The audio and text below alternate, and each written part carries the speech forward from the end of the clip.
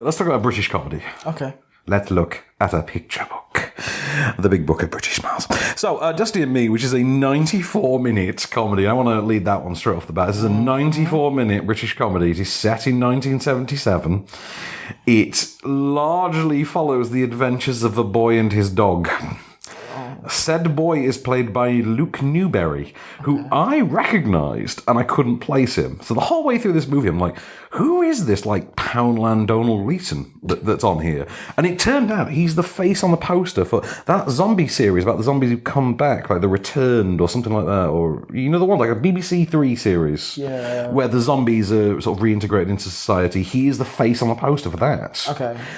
And this basically takes the form of... We don't have a clip, by the way, because it's a fairly low-rent film. They've not put an awful lot out. Okay. So, Luke Newberry's in there. The name on the poster sort of... You know, there's usually that "and" credits. Yeah. And that's always the one person you recognise in the film. Yeah. Ian Glenn. Ooh. Ian Glenn is the "and" star here. Okay. And by the way, just a mental hairpiece. Just good for him. I like that Ian Glenn's career has reached a stage where he can pull off just the most ludicrous hairpiece. I mean, Khaleesi would not approve. So this is the story of a boy who returns home from his private boarding school. His Yorkshire family are a little bit more working class than him.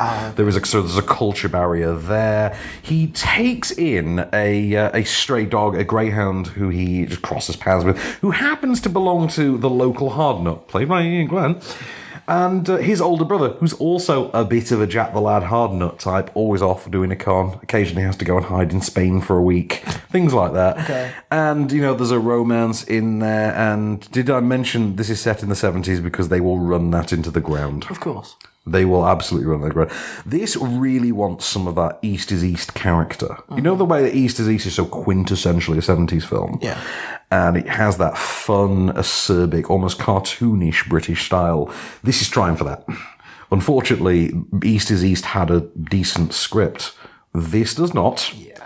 And boy, does it show. It's 77. Do they walk past a cinema with Star Wars on the side? It's that level of really on the nose. And, I mean, the funny thing is, I live in Yorkshire. Yorkshire looked the same in 1977 as it does in 2018. So, you know, there is that. I mean, if you want to be technical about it. Good for period pieces. Yeah, for period pieces. That's why Doctor Who was filmed in... that's why I'm sure Doctor Who was filmed in Sheffield for that reason. Because it's a time travel show. And how else do you replicate the 70s? Go to the Park Hill Flats. That's basically it. So this is... I mean, it's rubbish. Yeah. I can't possibly call it anything other than rubbish. I didn't laugh. I wasn't charmed by it. I mean, I paid attention because obviously, occupationally, I have to. But I really didn't want to. Okay. I mean, it's one of those films that you do sit there and think, like, thank God they don't allow you to just take your phone out in cinemas, because I swear to God, I'd have been on Twitter the whole time. Yeah, there's nothing. It's purely a waste.